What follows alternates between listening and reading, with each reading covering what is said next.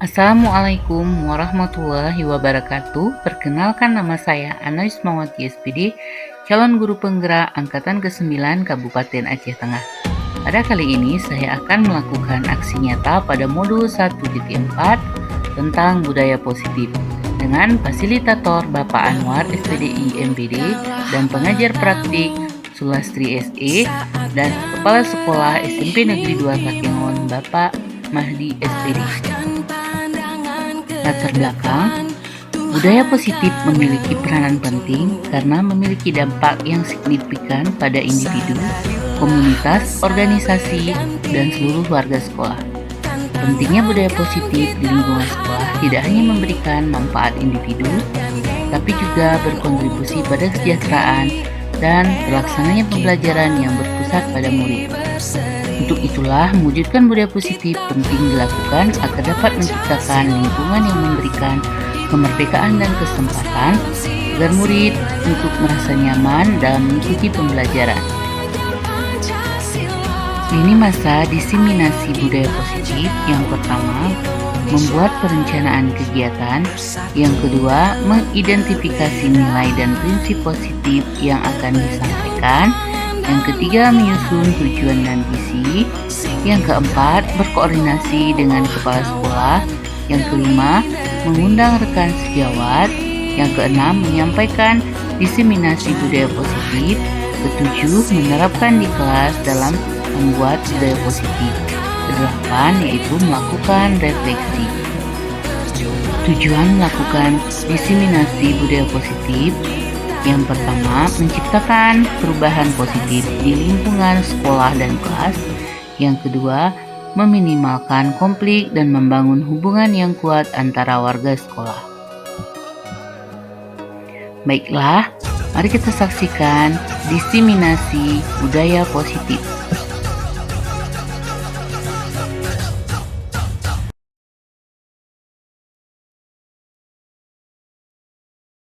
Assalamualaikum warahmatullahi wabarakatuh. Waalaikumsalam.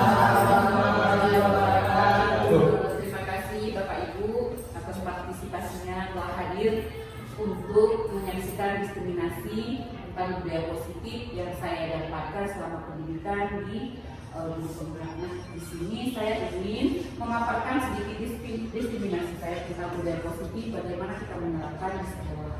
Adapun budaya positif yang telah dirancang oleh teori kontrol Dr. William Glasser, dia mengatakan bahwa guru mengontrol murid. Pada dasarnya kita tidak dapat memaksakan murid untuk berbuat sesuatu jika murid tersebut memilih untuk tidak melakukannya. Walaupun tampak guru sedang mengontrol perilaku murid, tampaknya guru sedang mengontrol perilaku murid. Hal demikian terjadi karena murid sedang mengizinkan dirinya dikontrol.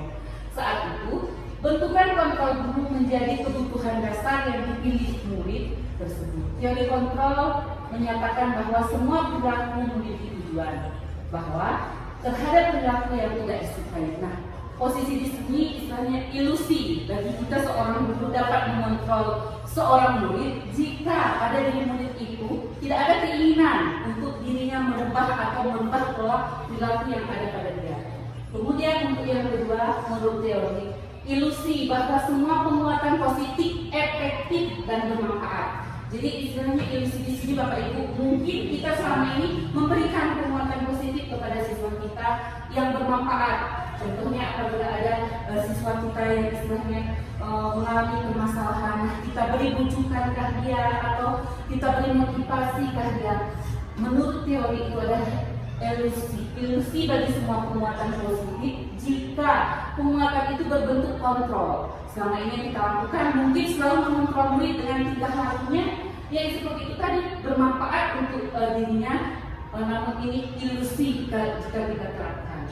Kemudian yang ketiga adalah ilusi bahwa semua penguatan positif itu efektif dan bermanfaat. Selama ini mungkin Bapak Ibu kita sering mengingatkan siswa kita saat bermasalah, memberikan motivasi, dorongan atau memberikan solusi kepada dia, dan itu merupakan tidak dapat mempengaruhi segala usaha yang kita berikan untuk murid agar tidak mengulangi perilaku tersebut. Contohnya apabila ada murid yang suka bolos atau murid yang terlanggar. Jadi menurut teori kontrol di sini itu ilusi.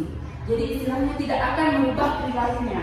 Itu hanya berlaku mungkin dalam waktu yang cukup panjang, tapi kemungkinan murid itu untuk menyadari dan mencoba untuk menolak bujukan itu biasanya menjadi murid tersebut menjadi ketergantungan. Biasa sering kita dapati bahwa siswa yang bermasalah itu saja orangnya, itu saja. Walaupun sudah kita bimbing di kelas, kemudian kita panggil dia melalui bimbingan konseling, mungkin juga oleh pihak kepala sekolah.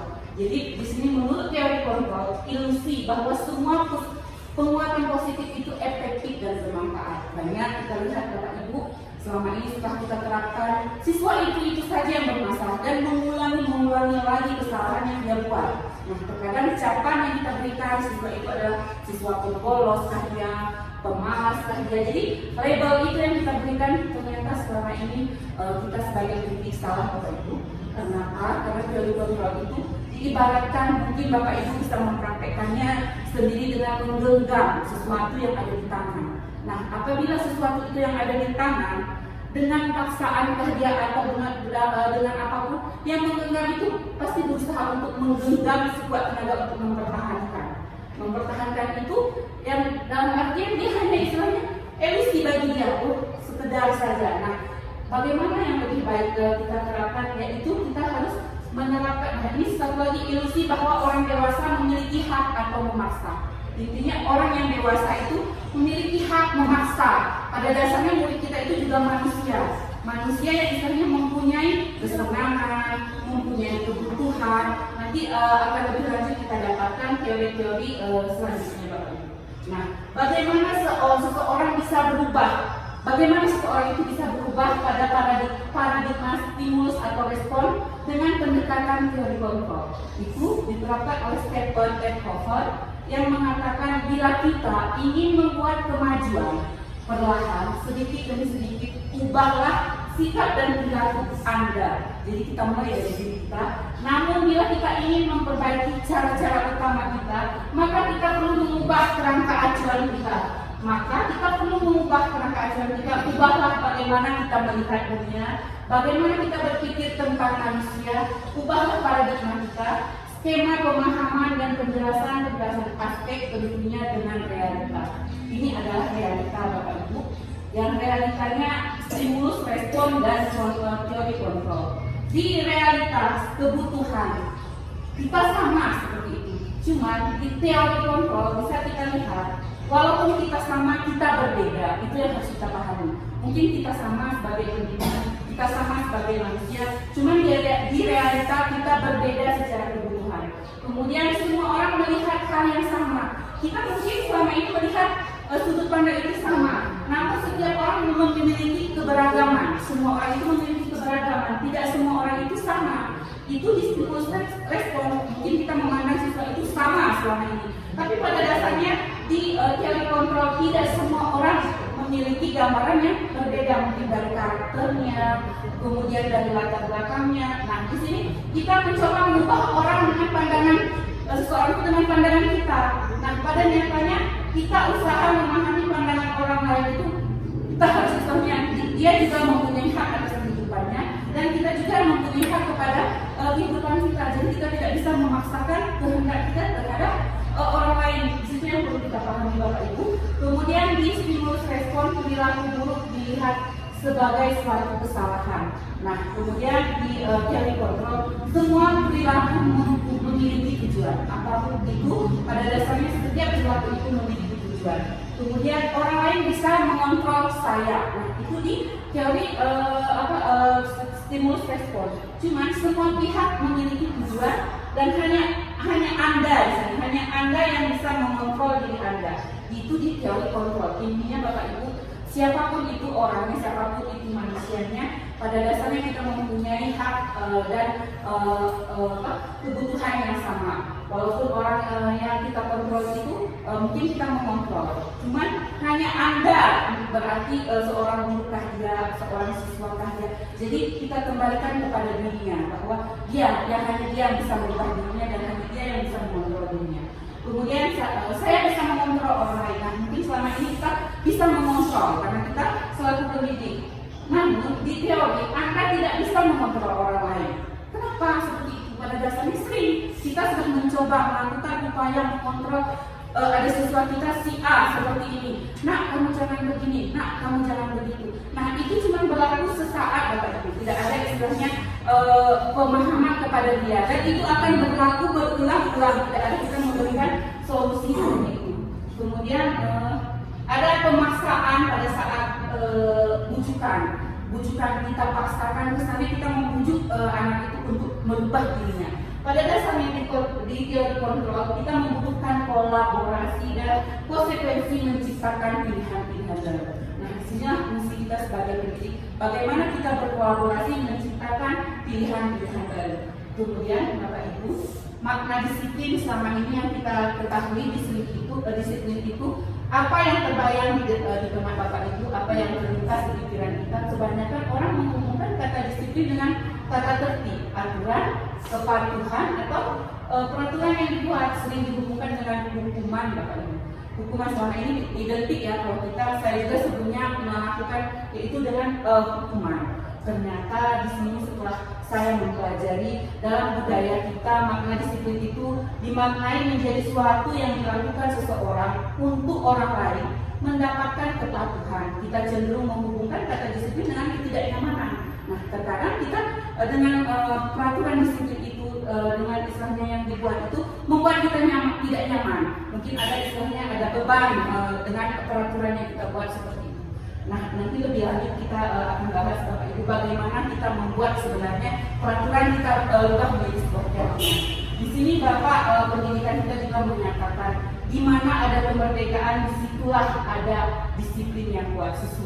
Sungguh pun disiplin itu bersifat self disiplin, yaitu kita sendiri yang mewujudkan kita dengan sekeras-kerasnya, tetapi itu sama saja sebab jikalau tidak cakap melakukan self disiplin, wajiblah mengusahakan lain mendisiplinkan kita dengan peraturan itulah ada di dalam suasana merdeka. Di sini mungkin kita bersih dengan IKN Bapak Ibu yang sering kita dengar merdeka belajar. Bagaimanakah merdeka belajar itu? Yang mungkin asumsi selama ini bahwa merdeka belajar itu merdeka dalam segala aspek, merdeka dalam belajar, merdeka dalam disiplin, merdeka dalam semuanya, dan guru juga merdeka. Namun Bapak Ibu perlu diketahui setelah saya mempelajari merdeka dalam artian kata misalnya kita sama sebagai manusia mempunyai hak dan kita menempatkan diri kita itu bagaimana di posisi sebagaimana yang seharusnya. Ini motivasi perilaku manusia Bapak Ibu untuk menghindari ketidaknyamanan ini dinyatakan oleh Dian Gosling dalam bukunya yang Respect Routine School Discipline, menyatakan ada motivasi perilaku manusia. Yang pertama untuk menghindari ketidaknyamanan atau hukuman. Berarti selama ini jika ada ketidaknyamanan atau hukuman itu hanya untuk menghindari Bapak Ibu bagaimana supaya tidak kena hukum, kemudian supaya tercipta ketidaknyamanan, mungkin terlambat merasa tidak nyaman seperti itu. Yang kedua untuk mendapatkan imbalan atau penghargaan. Nah, selama ini mungkin kita kalau disiplin itu kita sering ini disiplin mungkin mendapat dengan pujiankah dia atau penghargaan orang lain kah dia. Nah, ternyata di sini kita juga salah menerapkannya Bapak Ibu. Yang ketiga untuk mewujudkan orang yang mereka inginkan menghargai dirinya sendiri dan nilai-nilai yang mereka percayai. Orang yang motivasi ini akan bertanya, akan menjadi orang seperti apa bila saya melakukan ini. Nah, disinilah mereka melakukan sesuatu seperti karena nilai-nilai yang mereka yakini dan mereka hargai. Jadi istilahnya peraturan itu merupakan sesuatu yang berjalan vertikal, bukan horizontal seperti Bapak Ibu. Namun di sini bukan dari dalam diri atau internal, tapi eksternal, dari dalam lingkungan yang kita dapatkan, tapi bukan dari diri sendiri. Nah, di sini ada hukuman dan hukuman, konsekuensi dan restitusi. Ini adalah program disiplin yang direncanakan oleh pemerintah. Bagaimana sebenarnya disiplin itu? Yang pertama, program disiplin positif dinamakan restitusi, yaitu restitusi itu adalah proses menciptakan kondisi bagi murid, memperbaiki kesalahan mereka sehingga mereka bisa kembali kepada kelompok mereka dengan karakter yang lebih kuat. Restitusi juga merupakan proses kolaboratif yang mengajarkan siswa untuk mencari solusi dari permasalahan yang mereka hadapi. membasuh, murid berpikir tentang orang seperti apa yang dia inginkan dan bagaimana mereka harus diperlakukan oleh orang lain. Ini adalah program disiplin positif yang selama ini sudah kita galakkan Bapak Ibu, mulai dari platform Merdeka Belajar, kemudian pada praktik ini juga kita sudah menerapkan bagaimana sebenarnya penerapan segitiga restitusi. Kemudian di sini hukuman. Mengapa kita tidak boleh memberikan hukuman, Bapak Ibu? Mungkin disiplin ini ada konsekuensi dan restitusi. Hukuman itu sesuatu yang menyakitkan harus terjadi. Mengapa kita menghindari hukuman? Mungkin dengan kita memberi hukuman, Bapak Ibu, kita akan diingat oleh siswa kita itu. Nah, pada dasarnya di dalam filsafat ataupun filosofi Ki Hajar Dewantara mengatakan bahwa setiap anak itu memiliki kemampuan potensi yang ada pada dirinya dan mereka itu sudah memiliki garis-garis yang sudah dibawa sejak lahir. Mungkin jika dikaitkan dengan hadis yang telah kita sering mendengar itu, Bapak Ibu, setiap anak itu dilahirkan dalam keadaan suci atau fitrah, hanya orang tuanya lah pendidikannya Majusi Nasrani. Apabila dikaitkan dengan filosofi Ki Hajar Dewantara, bahwa dia juga mengatakan bahwa setiap siswa itu sudah memiliki garis-garis buram. Kita hanya perlu menebalkan saja. Jadi kita harus mengetahui potensi apa yang ada pada peserta didik kita, bukan saja pada peserta didik, Bapak Ibu. Mungkin kita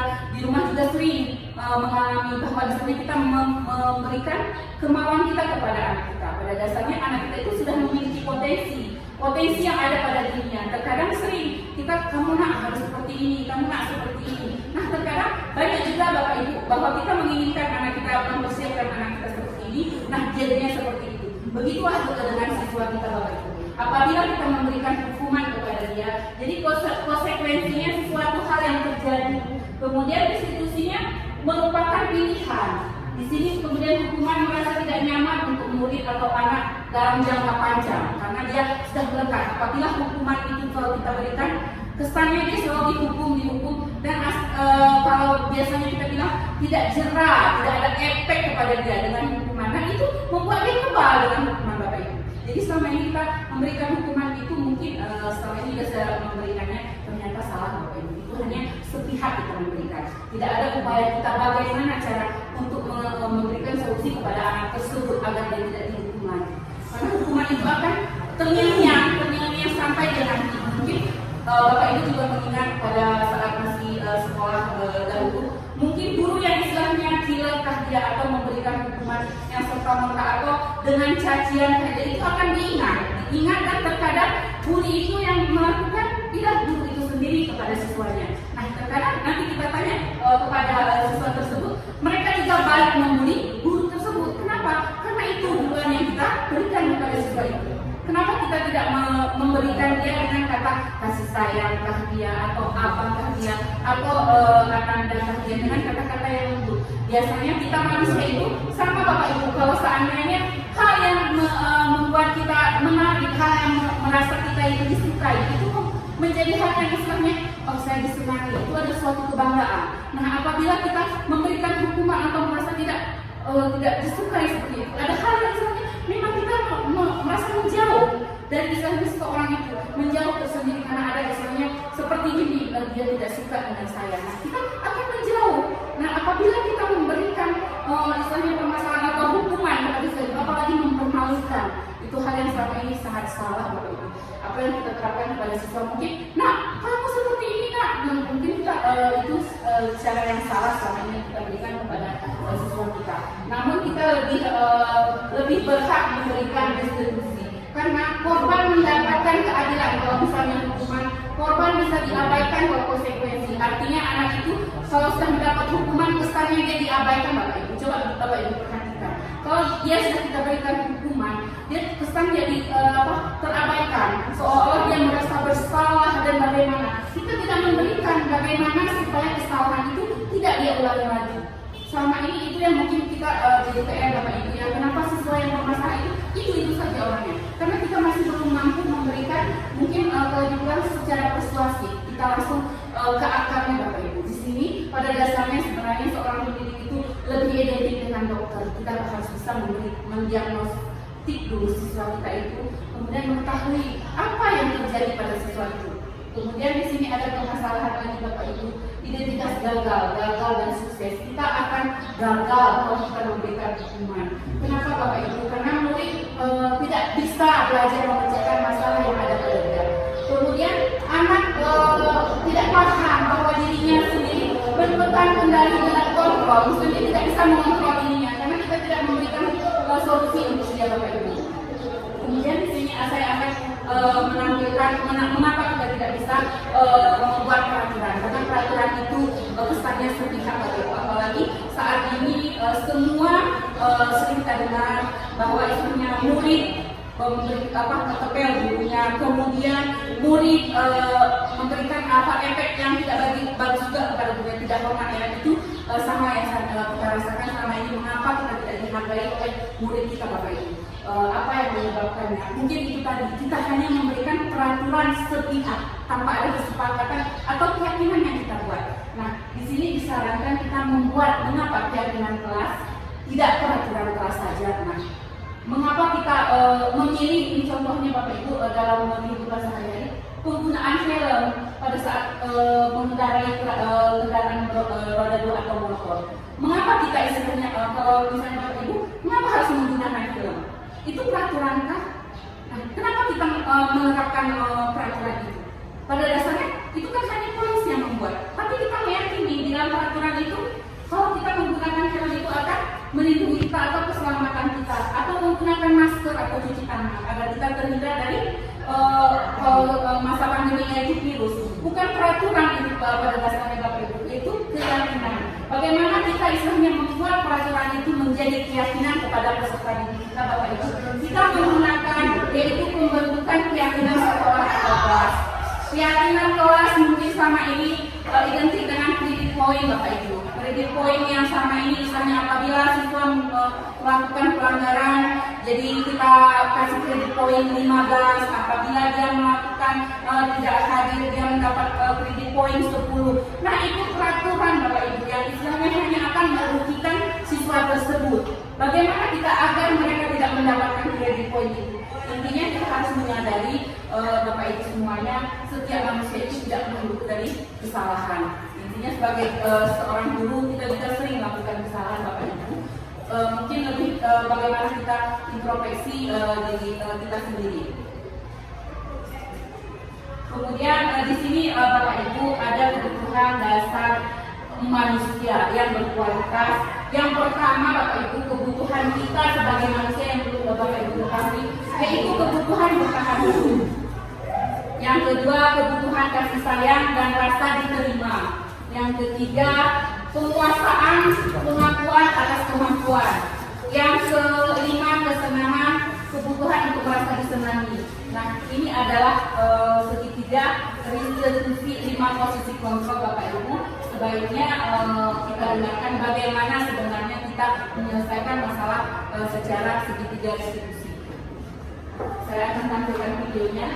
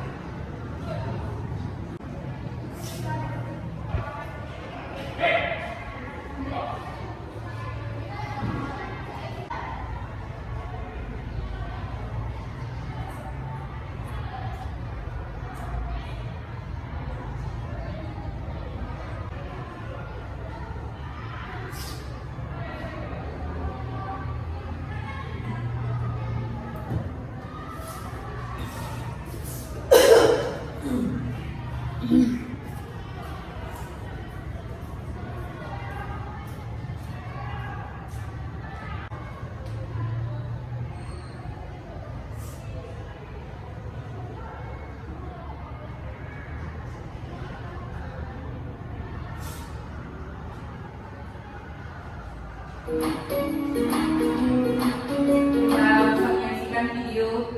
Salam bahagia ini adalah Bapak Ibu hebat.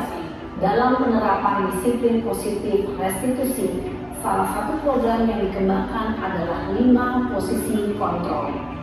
5 posisi kontrol dalam restitusi adalah proses perjalanan seorang pendidik agar dapat mengenali dirinya. Pada video kali ini, kita akan membahas tentang 5 posisi kontrol yang dikembangkan oleh Diane Gosser dan contoh penerapannya.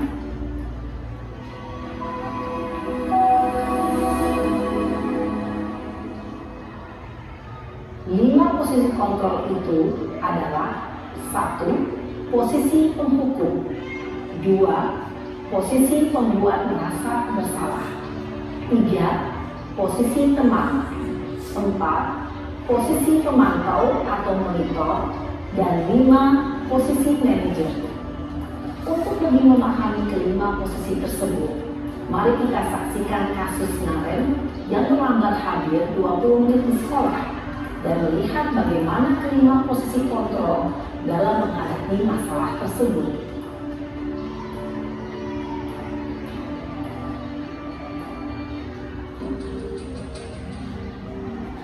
Nah, ini yang akan terjadi apabila kita menerapkan hukum Bapak Ibu.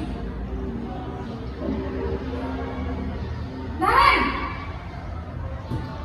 Sini kamu! Selamat pagi, Bu. Selalu terlambat. Kamu deh, Dan ini yang sering pasti terlambat. Bapak Ibu. Maaf, Bu. Saya Apa? Apa coba? Alasan kamu apa lagi? Kapan sih kamu tidak terlambat? Malas sekali ya kamu jadi anak. saya Dasar pemalas. Gak kapok-kapok sih kamu. Sudah berapa kali terlambat? Sana, kamu keliling lapangan basket 2 kali. kenapa saya harus keliling lapangan basket, Bu? Kenapa? Kamu melawan ibu. Berani-beraninya jawab. Sudah terlambat, masih berani jawab pula. Sekarang, keliling lapangan basket 5 kali sekalian. Biar kapok. Cepat. Pergi sana ke lapangan basket. Nah, ini kesannya sepihak. Bapak Posisi Ibu. penghukum biasanya berbicara dengan nada tinggi, menghakimi, menunjuk-nunjuk, menyakiti, dan menyindir. Hukuman bisa berupa fisik maupun psikis. Ibu dan bapak guru hebat. Dampak yang terjadi pada murid ketika guru berada pada posisi penghukum Siswa kita akan murid menjadi cenderung dendam. akan memberontak, bahkan Tidak menyukai, tidak menyukai kita sama sekali, Bapak Ibu. Jangan memberikan hukuman. Dan bagaimana kita membuat merasa bersalah? Kita sering juga melakukannya selama ini, Bapak Ibu.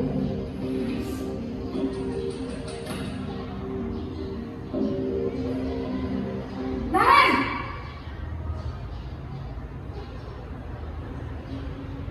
Selamat pagi, Bu. Naren. Kamu kenapa terlambat lagi, nak? Ya Tuhan, Naren. Kamu senang ya bikin ibu susah ya?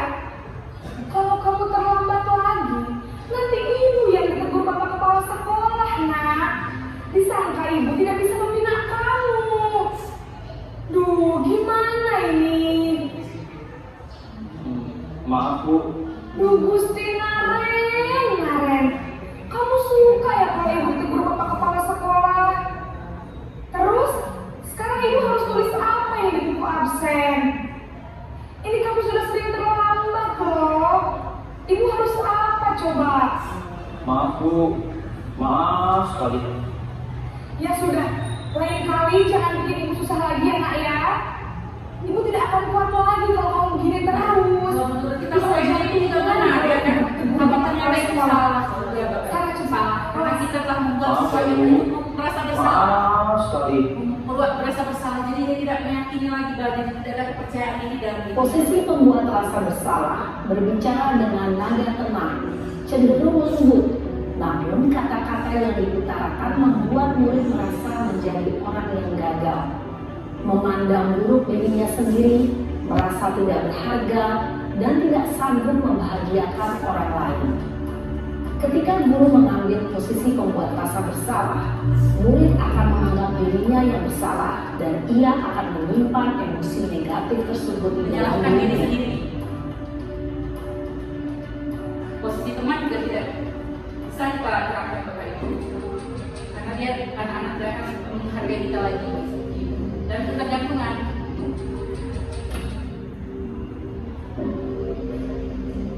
Nan!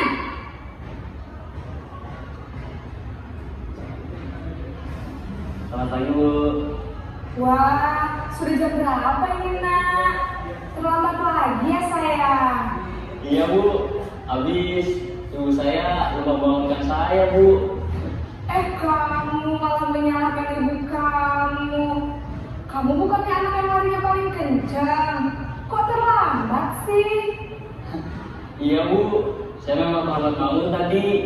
Jadi biarpun saya lari kencang, tetap gak kejar Bu. Ya sudah sana. Nanti lain kali larinya lebih kencang lagi ya. Biar gak terlambat lagi. Bikin senang ibu. Demi ibu. Bisa kan? Bisa Bu. Ya sudah sana masuk kelas. Ibu beresin urusan absen kamu. Kamu ini ada-ada saja. Dalam posisi teman, guru berbicara dengan nada suara ramah, akrab, cenderung bersenda gurau untuk menjaga suasana tetap santai. Murid akan merasa senang, aman, dan akrab dengan guru. Identitas yang tercipta adalah identitas sukses atau berhasil. Kesannya kita berhasil dan Namun, sukses. perlu diingat, karena ini masih dorongan eksternal, maka ada faktor ketergantungan dari murid kepada orang tertentu. Di sini, guru absennya, sehingga di lain waktu, murid bisa berperilaku baik, namun hanya kepada orang-orang tertentu saja. Pada guru yang agak baik itu Bapak Ibu. Nah, posisi pemantau atau monitoring.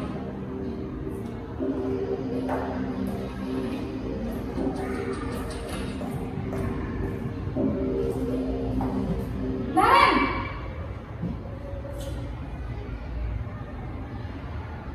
Selamat pagi Bu. Naren, apa peraturan sekolah kita tentang jam berapa kita harus masuk sekolah, nak? Kita harus di sekolah jam 7 Bu. Iya betul, sekarang sudah jam 7.20. Naren sudah tahu konsekuensinya jika terlambat hadir. Paham Bu, saya harus tinggal kelas pas jam istirahat selama 20 menit. Iya benar, konsekuensinya demikian. Jadi nanti jam 9.30 pas istirahat, kamu harus tinggal di kelas, kerjakan tugas tambahan untuk ketertinggalan kamu, ya? Baik Bu. Jadi selama ini kita anggap itu benar Bapak Ibu bisa menggantikan. Posisi pemantau mengandalkan penghitungan atau data untuk mengontrol murid. Guru mengarahkan murid berdasarkan peraturan dan konsekuensi.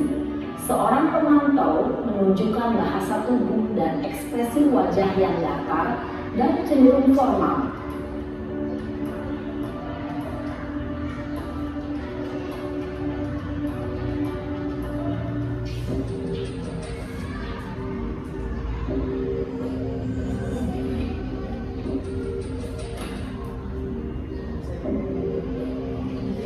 Naren!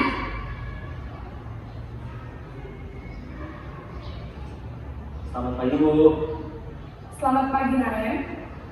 Maaf Bu, saya terlambat. Iya, sekolah masuknya jam 7, sekarang sudah jam 7.20. Jadi sekarang bagaimana ini Naren? Maaf Bu, saya lupa setel alarm saya semalam. Baiklah, menurut kamu, keyakinan sekolah yang mana yang perlu kamu tingkatkan? Menghargai diri sendiri dan orang lain mungkin ya Bu. Setuju. Jadi, apakah Naren meyakini prinsip saling menghormati tersebut? Iya Bu, saya meyakininya. Apakah Naren bersedia memperbaiki masalah keterlambatan ini? Bersedia Bu. Bagaimana kamu akan memperbaiki masalah keterlambatan ini? Saya akan coba untuk tidak lupa menyetel alarm saya Bu. Baik, kalau Naren lupa menyetel alarm di rumah, ada orang yang kira-kira bisa bantu mengingatkan tidak? Ada Bu, kakak saya, Kak Emma. Ada lagi selain Kak Emma?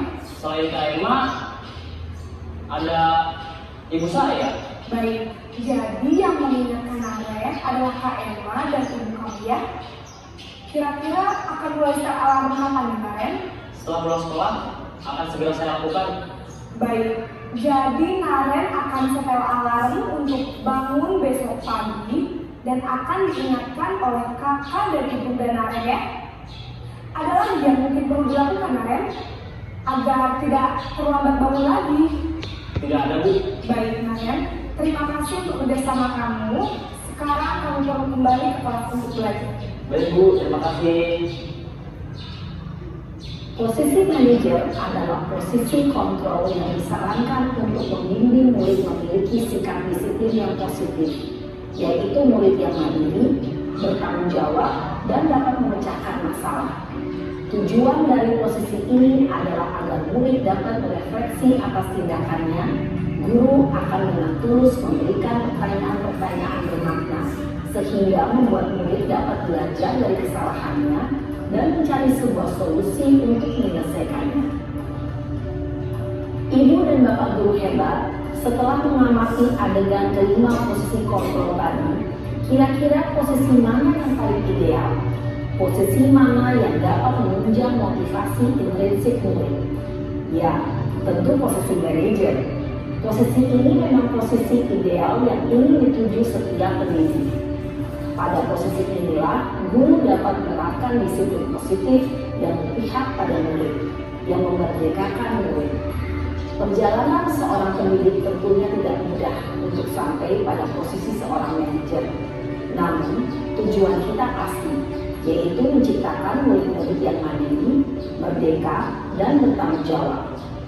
Semoga penggambaran 5 posisi kontrol yang telah diperlihatkan ini dapat menjadi ajang refleksi bagi kita semua, agar dapat terus mengasah dan menerapkan disiplin positif yang memerdekakan murid. Mari terus berlatih dan bersemangat. Selamat menerapkan. Salam dan bahagia Ibu dan Bapak Guru hebat. Jadi Bapak Ibu, setelah kita lihat dari penampilan video tadi, mungkin semua posisi sudah kita terapkan, karena istilahnya itu adalah upaya kita bagaimana mendisiplinkan seorang siswa.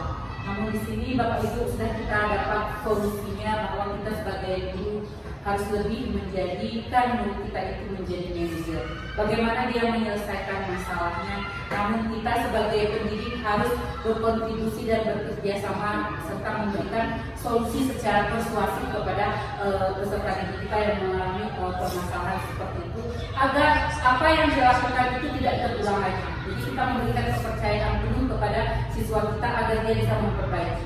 Mungkin selama ini kita tidak melakukannya, itu hanya melakukan sepihak tanpa mengetahui dulu apa yang terjadi pada peserta didik itu. Mungkin ada yang latar belakangnya Bapak Ibu tinggalnya tidak lagi bersama orang tua, atau ada yang tinggalnya tidak lagi istilahnya seperti apa latar belakangnya. Itulah posisi kita sebagai guru Bapak Ibu. Maka pendidikanlah yang bertanggung jawab bagaimana apabila anak tersebut tidak mendapatkan itu di keluarganya, tidak mendapatkan itu di lingkungannya, maka kita berharap seorang pendidik kitalah yang memberikannya di sekolah, karena pada dasarnya seorang pendidik itu adalah orang yang menuntun bagaimana perkembangan anak didik tersebut Bapak Ibu.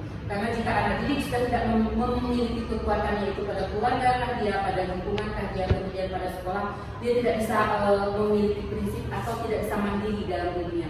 Banyak sama ini Bapak Ibu, kalau kita mendapatkan siswa yang rata-rata, kenapa latar belakangnya pasti rata-rata yang broken entah dia, pasti dia, karena seperti itu Bapak Ibu, dia tidak mempunyai landasan yang kuat, tidak ada yang mengerti tentang diri dia. Yang dituntut dialah yang mengerti terkadang bahwa orang tuanya sudah berpisah. Pada dasarnya posisi itu tidak harus didapatkannya, karena kenapa? Sebagai orang tua itu merupakan suatu kewajiban untuk istilahnya mendisiplinkan anaknya, memperhatikan anaknya.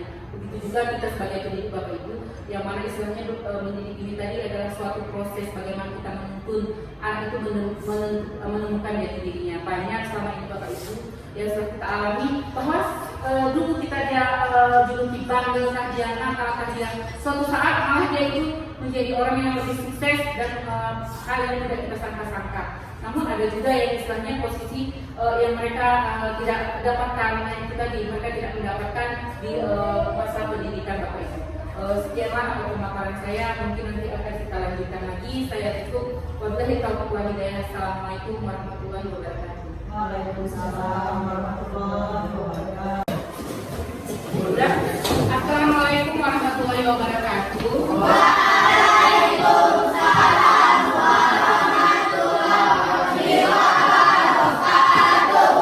Masih tetap semangat anak ibu? Biasanya kalau kita semangat itu bagaimana iayahnya? Ingat pernah waktu SD?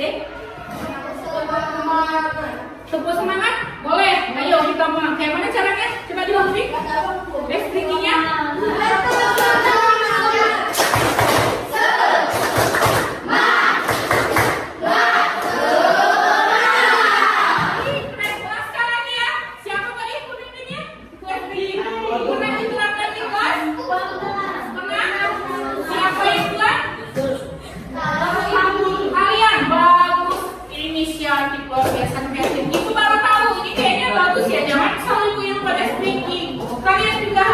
Pandai. Pulang, siapa namanya? Wahdini. Ayo Wahdini berdiri ke depan. Sama ayo sama ibu. Ibu biar pandai. Nanti ibu silakan ke teman ibu lagi. Ayo. Reo ya. Gimana caranya? 1, 2. 1, 2, 3. Semangat.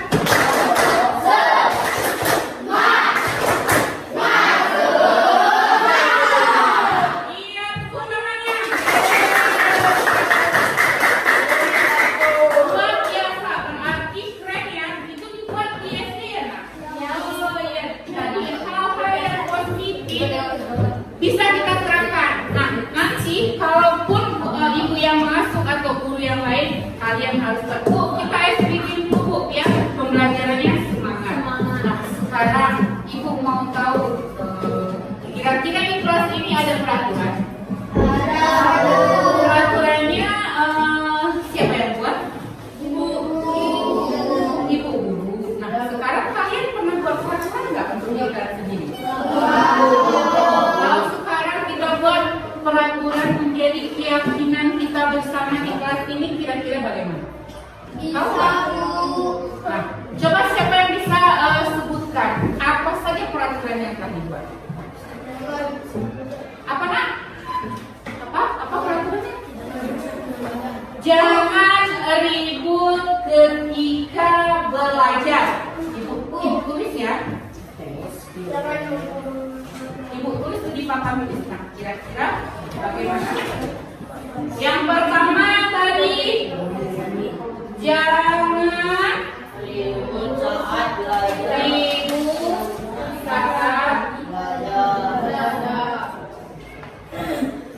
Terus yang kedua, Jangan ketok-ketok meja, Bu.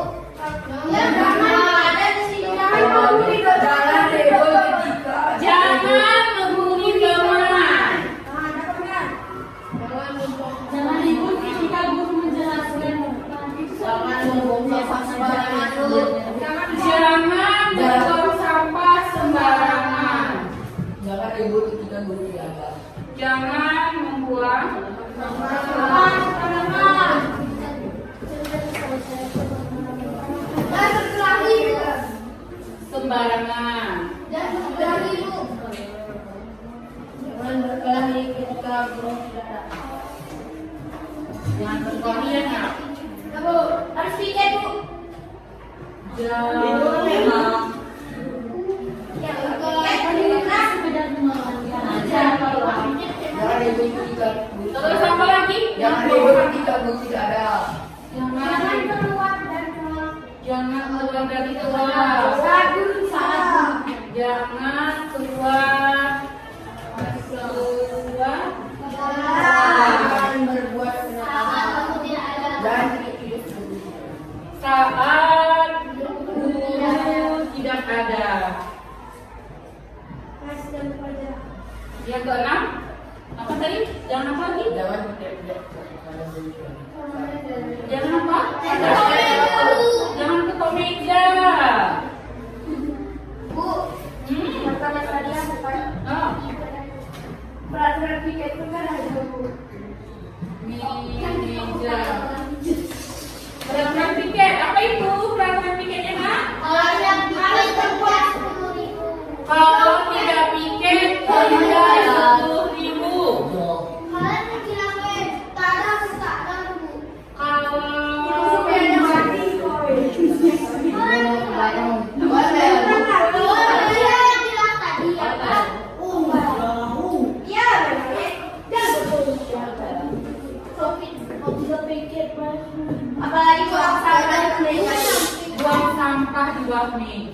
Samanya ada. Nah sekarang kira-kira ini adalah peraturan ya. Tapi yang bawah kali nggak. Jangan dulu. Ini peraturan kalian yang buat atau ibu yang buat? Sama ibu. Sama ibu bersama kalian. Nah, tapi kenapa ada sering pelanggaran? Kenapa? Ini kayaknya bagus semua ya peraturannya. Tapi kenapa kalian melanggar? Coba dulu. Kenapa yang kalian buat ini jadi kalian istilahnya kalian melanggar ya kan?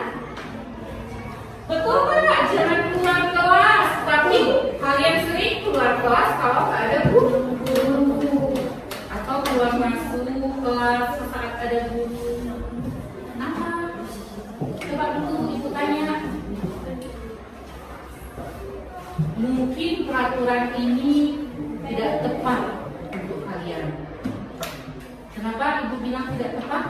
Karena berpihaknya cuma kepada guru, tidak kepada kalian. Nah, sekarang kira-kira kalau kita buat keyakinan kelas bersama, kalian maunya seperti apa? Seperti ibu. Seperti ini? Iya, Bu. Seperti ini. Jangan ribut saat belajar. Tapi yang tujuh Pak. Yang tujuh enggak. Berarti kita buat peraturan ini menjadi keyakinan atau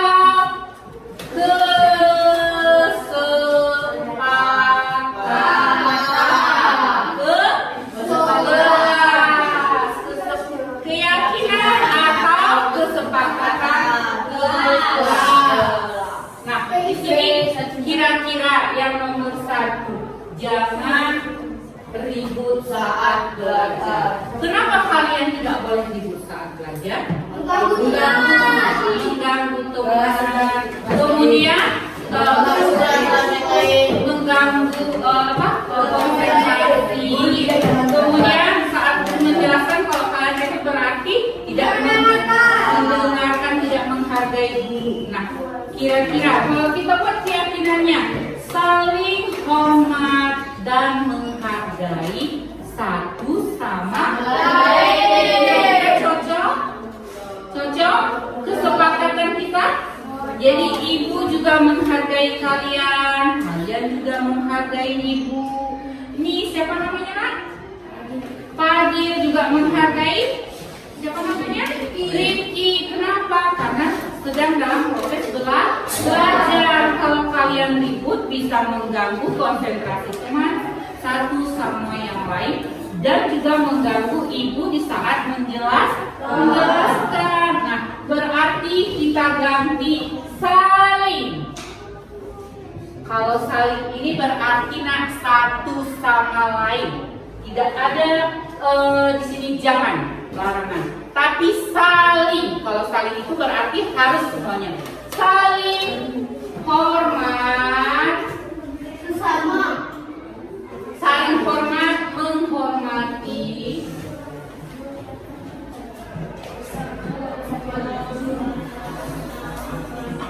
Bersama teman dan menghargai Guru. Siapa bisa mencontohkannya ke depan? Bagaimana cara kita saling menghormati dan menghargai guru? Seperti apa? Berarti kita kalau saling menghormati dan menghargai guru berarti kalau ada teman kita bicara kita hargai. Kemudian saat guru menjelaskan juga kita menghargai, hormat kepada guru, ya kan? Ini satu sama lain ya kan? Begitu juga ibu. Yang kedua, jangan membuli. Jangan membuli ini bagaimana artinya kan? Jangan membuli. Jangan mengejek teman. Jangan pukul-pukul. Nah, seperti itu tadi. Jangan membuli, jangan mengejek teman. Sudah berlaku kita saling menghargai dan menghormati. Jadi yang nomor 2 ini jangan Menghuni teman sudah masuk kita ke saling hormat menghormati sesama teman dan guru. Nah, yang ketiga, jangan membuang sampah sembarangan. Nah, ini bahasanya yang positif bagaimana? Jangan membuang sampah sembarangan. Senantiasa menjaga lingkungan sekolah. Berarti kalian harus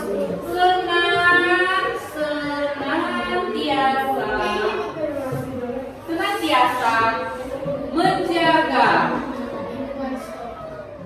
lingkungan sekolah.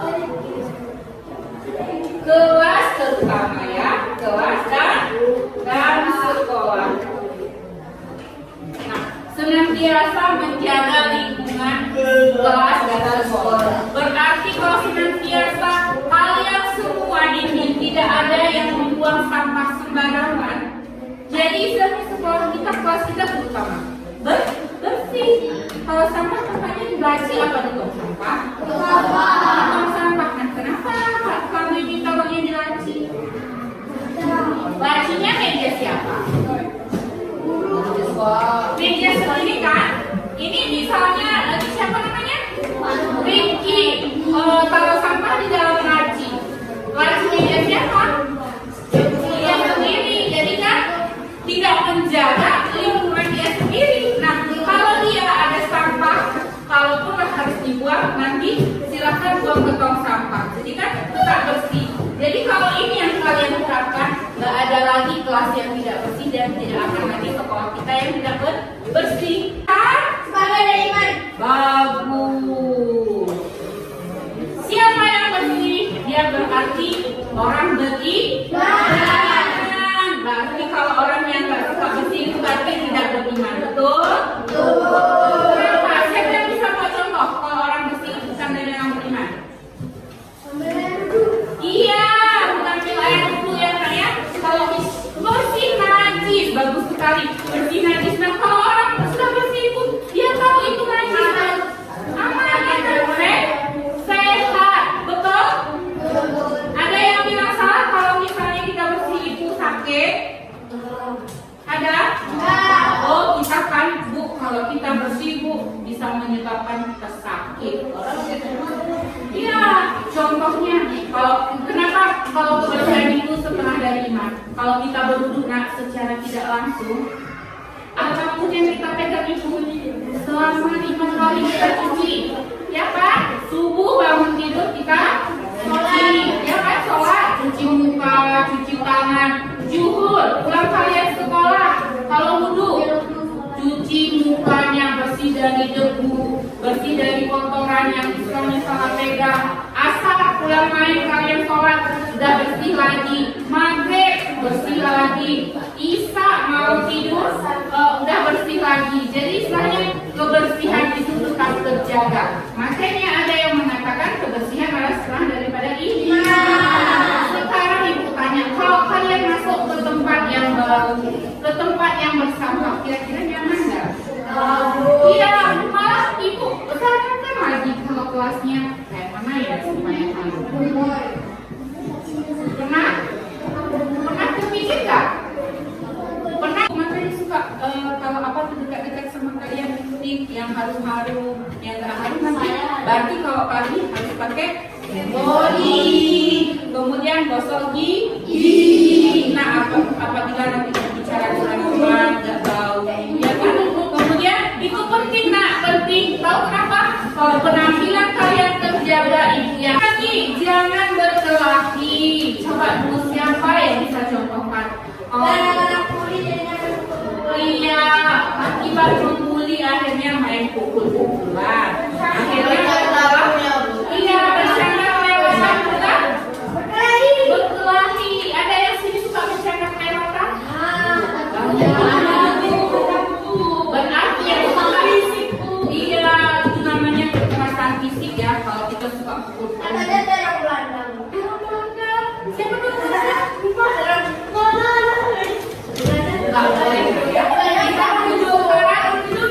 Kita kan sekarang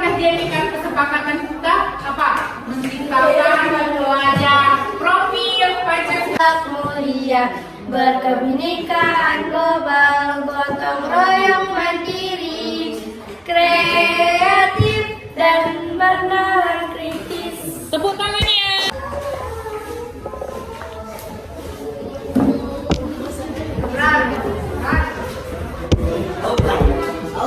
Yang keras ya. Ikatan kelas yang kami buat. 1. Saling hormat menghormati sesama teman dan menghargai guru. 2. Senantiasa menjaga lingkungan kelas dan sekolah. 3. Keluar kelas mohon izin guru. 4. Menjaga nama baik kelas. Terima kasih. Yang lain? Ada kesempatan kelas. 1. Saling menghormati sesama teman dan menghargai guru. 2. Senantiasa menjaga lingkungan kelas dan sekolah. 3. Keluar kelas mohon izin guru. 4. Menjaga nama baik kelas. Keyakinan dan kesepakatan kelas.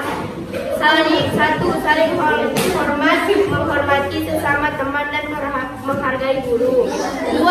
Senantiasa menjaga lingkungan kelas dan sekolah. 3. Keluar kelas mohon izin guru. 4. Menjaga nama baik kelas. Iya. Ada Keyakinan dan kesepakatan kelas. 1. Saling menghormati sesama teman dan menghargai guru. 2. Senantiasa menjaga lingkungan kelas dan sekolah. 3. Keluar kelas mohon izin guru. 4. Menjaga nama baik kelas. coba. Saling menghormati sesama teman dan menghargai guru. 2. Senantiasa menjaga lingkungan kelas dan sekolah. 3. Keluar kelas mohon izin guru. 4. Menjaga nama baik kelas. Iya.